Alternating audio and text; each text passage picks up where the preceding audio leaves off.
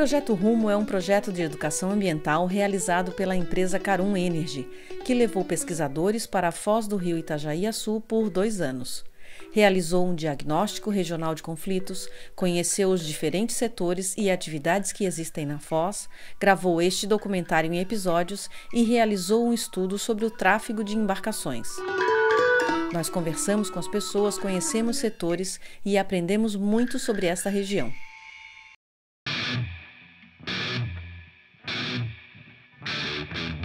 Olá, tudo bem? Nesse episódio você vai conhecer mais sobre o setor de óleo e gás e vai entender como ele funciona e qual a relação com a foz do rio Itajaí-Açu.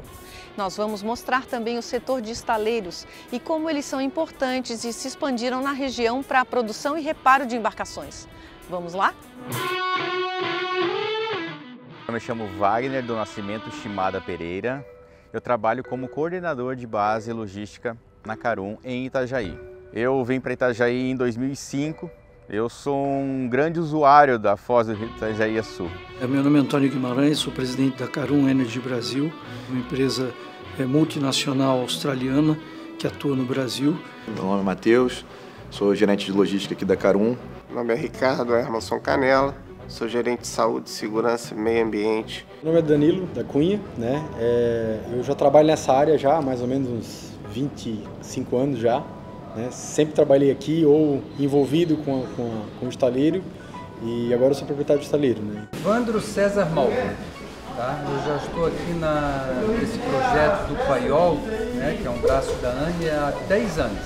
Werner Morello Feirer, e minha idade é 30 anos. Estou construindo um barco. Está sendo uma aventura. É importante a gente lembrar que o Projeto Rumo é uma condicionante de licença de operação do campo de Baúna e que a Carum assumiu esse compromisso com muita responsabilidade e satisfação.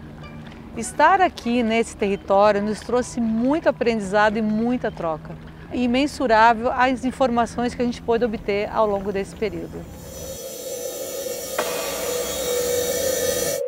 A Carum é uma empresa que foi criada em 2004 na Austrália. E ela tem como foco a exploração de blocos de petróleo e gás. Então ela veio para o Brasil e começou suas atividades em 2008, comprando blocos exploratórios, fizemos a atividade de exploração e até descobrimos petróleo.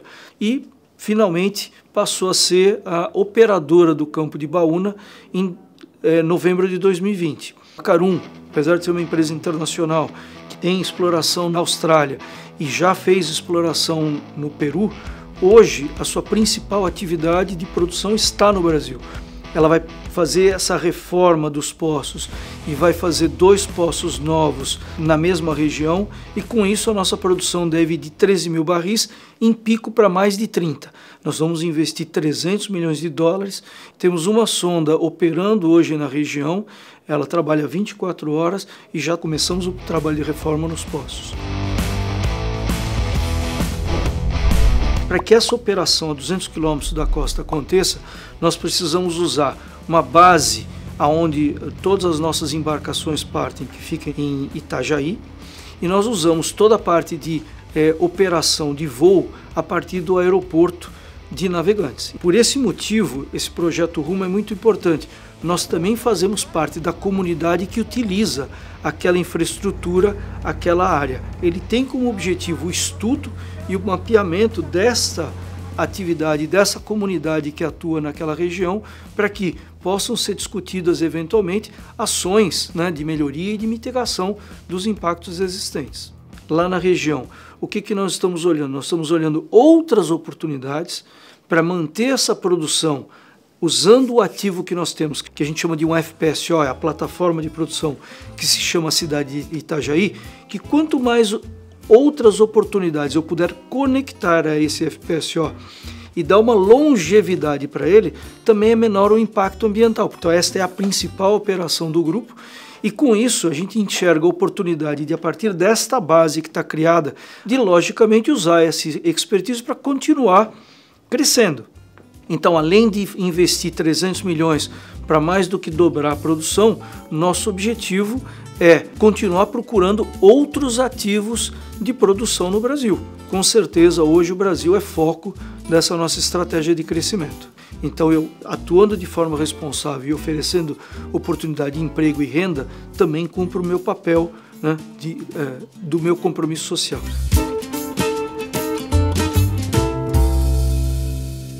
A foz é como se fosse as veias levando sangue ao coração, né? O nosso FPS solar operando é o coração, mas se não tiver sangue chegando nele, ele morre, né? Então, se não tiver como permear, né, levar pessoas e carga e comida e material para lá, o coração não ia sobreviver, ia parar de bater. Então, a foz, entendo exatamente como essas veias aí que levam o material e que alimentam a nossa plataforma, que é o coração da nossa empresa que está funcionando. Nossa bacia é a bacia de Santos, né?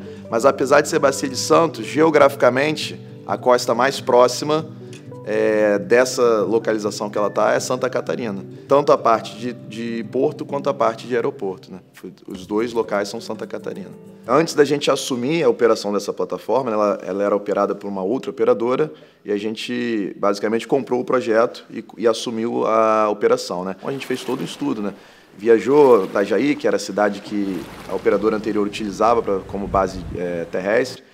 A gente fez pesquisa com vários fornecedores, com vários portos que poderiam nos atender. Se o aeroporto a gente ia manter o mesmo aeroporto ou não, como que ia se fazer. O próprio estaleiro Navship da região, que é o estaleiro que atende uma de nossas embarcações. Então, todas as manutenções de uma das nossas embarcações são feitas nesse estaleiro. Então, a gente também tem essa relação direta. O que a gente entende como logística aqui na Carum, né, numa empresa de petróleo? Basicamente, abastecimento das plataformas que estão operando. São embarcações para levar carga, para levar equipamentos, são as aeronaves para levar pessoas, né, são bases de apoio para estocar e fazer toda a gestão de materiais. Uma plataforma de produção, quando passa-se um tempo, já entra numa certa rotina. Você já sabe semanalmente o que ela precisa, já sabe as trocas de turmas, quando vão acontecer, já entra numa rotina e já fica algo meio que suave. Os desafios em si são efetivamente as emergências. Você quebra um equipamento, tem que entregar o quanto antes. A produção está parada por algum motivo. Não à toa que a gente escolheu aquele local ali, né? A gente percebeu que a foz ali, o Rio Itajaí-Açu, conseguiria nos atender bem. Tem um tráfego aí de rotina grande, mas a gente nunca teve impacto do tipo, não pode entrar no Rio agora porque está cheio, está congestionado. Não, a gente fez esse estudo e o porto que a gente utiliza, a gente consegue levar bem as nossas operações. Em termos de produção, eu vou falar em ordem de grandeza, né? Mas essa nossa unidade, tudo indica que tem ainda produção para mais uns 10 anos para frente. Então, num horizonte de 10 anos, essa operação aí continua firme e forte, bem desenvolvida.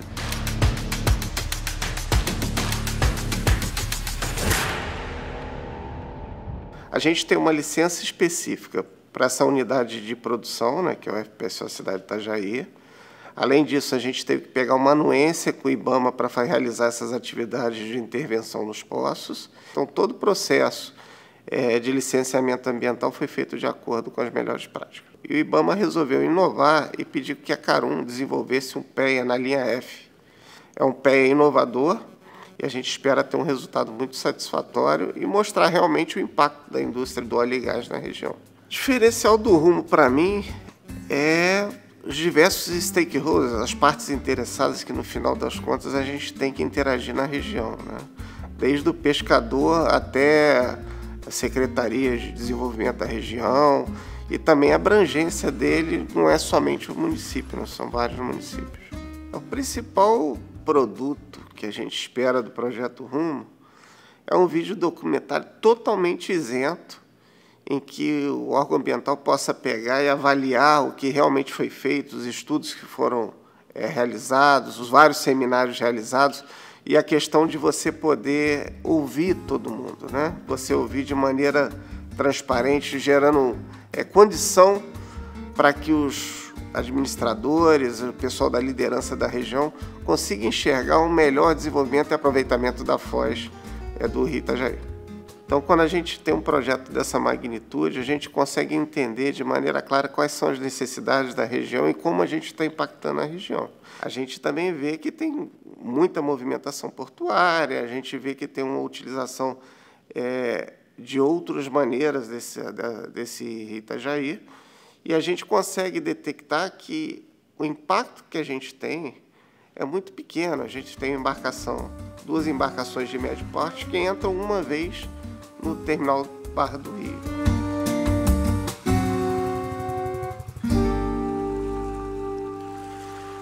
Hoje nós utilizamos o rio Itajaiaçu, a foz do rio, com as nossas embarcações, que são as embarcações Cabo Frio e Martin Vaz.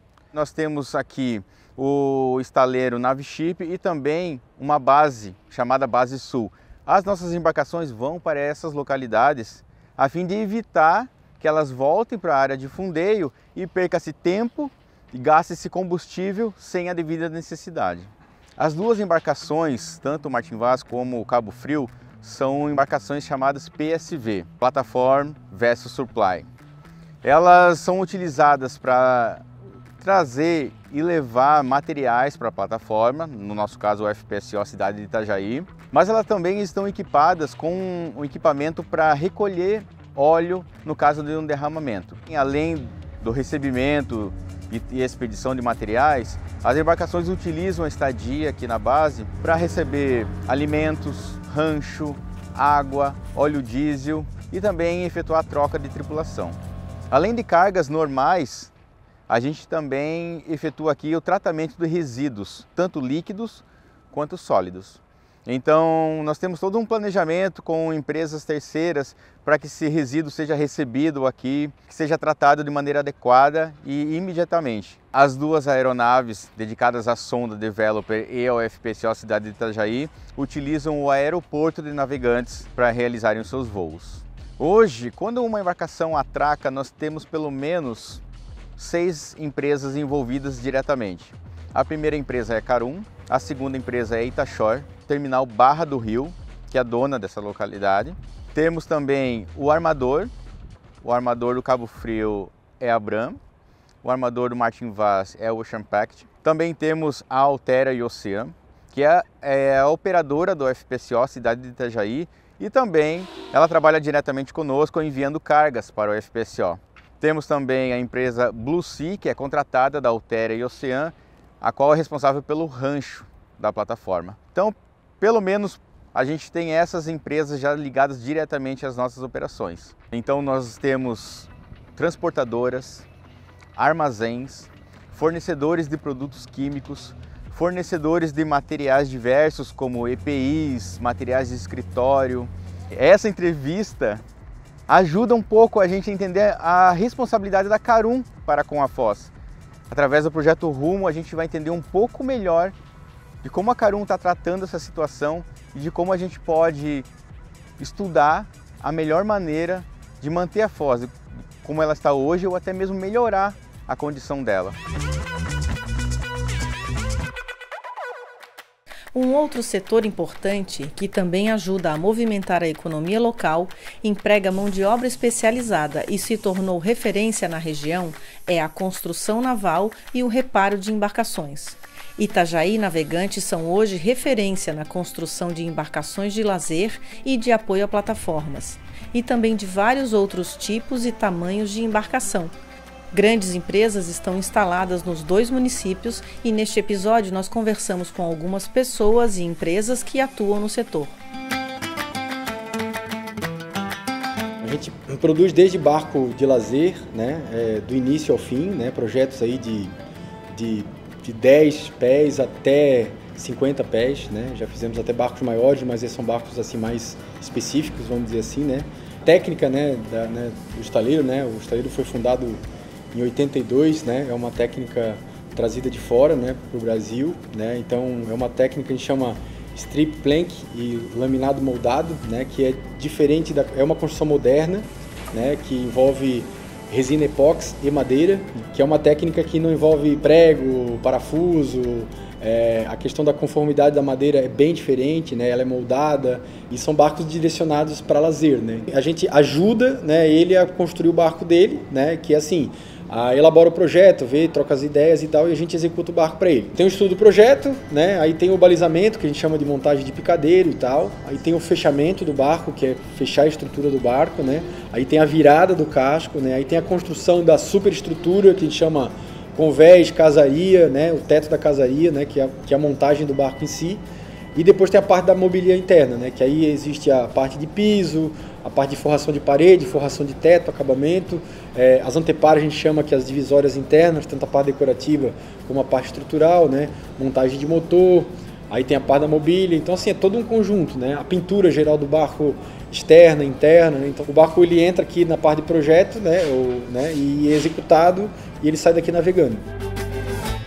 Esse tipo de construção que a gente faz aqui é uma construção, como ela é única, né? O one-off ela é feita para aquele cliente, de 25 mil até 2 milhões, assim, sabe? Hoje a gente teve que fazer umas adaptações, por exemplo, a gente teve que começar a trabalhar um pouco mais com a parte de modernização da construção naval também, né? Principalmente essa de lazer.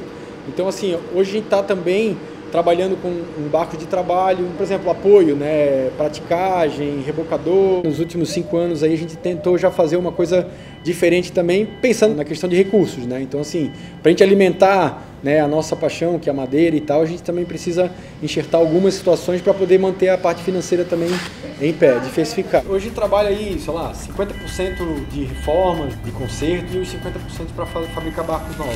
O mercado náutico, ele ganhou vários adeptos. Pessoas que não eram da náutica e começaram a ver a náutica de uma forma diferente. Pô, eu tenho um barco e aí eu posso estar numa praia cada dia. O cara que tinha um amigo, que aí passou para o outro. E aí, tipo, o mercado náutico, ele acabou aquecendo durante a pandemia, assim, sabe?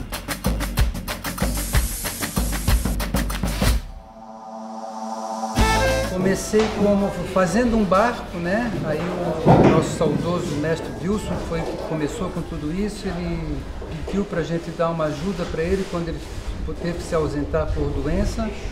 Aí daquela data em diante eu nunca mais me afastei. Aqui nós começamos com o Shellback, que era um projeto que o Wilson trouxe que era um projeto americano.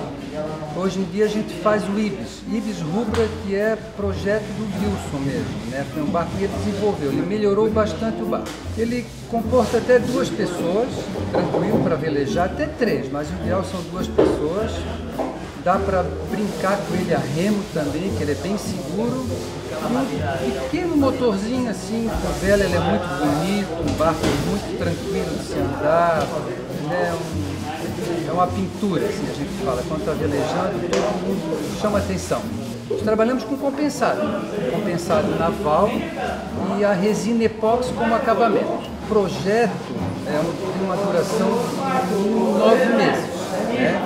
A gente anuncia, são feitas as inscrições, a gente ajuda as pessoas. E tem dado muito certo. Tem pessoas assim que chegam aqui já mestres, assim, sabendo tudo. E tem pessoas que chegam cruas, assim, que não sabem nada, mas no fim acabam. Alguns já estão no segundo, até no terceiro barco depois disso. Primeiro é a apresentação do projeto, né, como todo, as peças a gente marca, depois é a compra do material, e após isso é riscado, cortado, e depois vai para os cavaletes, que começa a montagem do barril em si. Com respeito, né, porque a foz do rio Itajaí-Açu a gente fala assim, que é uma briga do rio com o mar ali, então quando a gente sai velejando, a gente sempre procura saber as condições do tempo, como é que está, porque não é um local para brincadeira, entende? Quando a gente veleja dentro do rio e dentro da baía.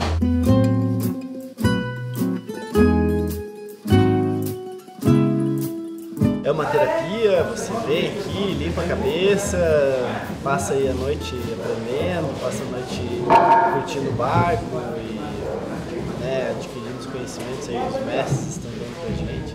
É uma descoberta, né, porque a gente vai fazendo ele, foi lá, cortou a chapa, vai montando as peças, vai montando, vai errando, vai consertando, então às vezes você fica na dúvida do que vai sair o projeto final, mas agora essa semana mesmo a gente resinou ele, viu como é que ele vai ficar e, né, destacou ele, ele tá tô felizão, eu acho que assim, foi surpreendente. Eu tinha velejado só como convidado, né? Assim, velejar, saber velejar, estou no aprendizado aí esse ano. Eu vou te dizer que a parte mais difícil para mim acaba sendo mais a demanda de horário, de você estar aqui, 1 ano, com toda terça e quinta, agora no final 4, 5 dias na semana, então, nossa, não vejo a hora de fato botar ele na água, a expectativa é alta.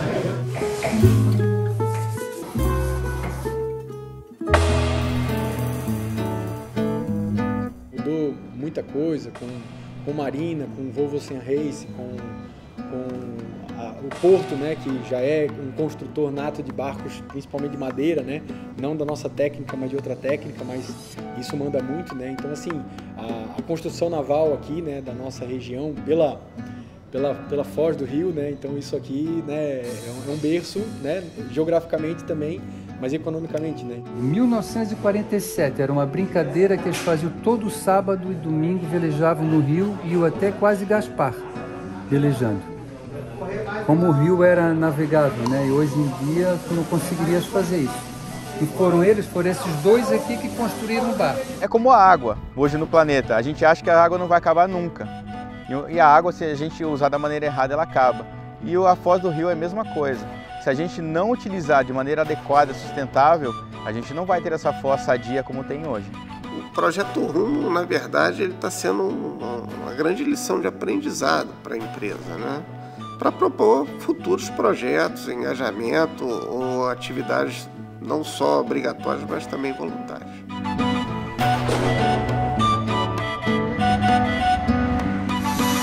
Nesse episódio você conheceu sobre o setor de óleo e gás e sobre os estaleiros da foz do rio Itajaiaçu. No próximo episódio você vai conhecer sobre os setores de turismo, esporte e lazer aqui na região. Vamos?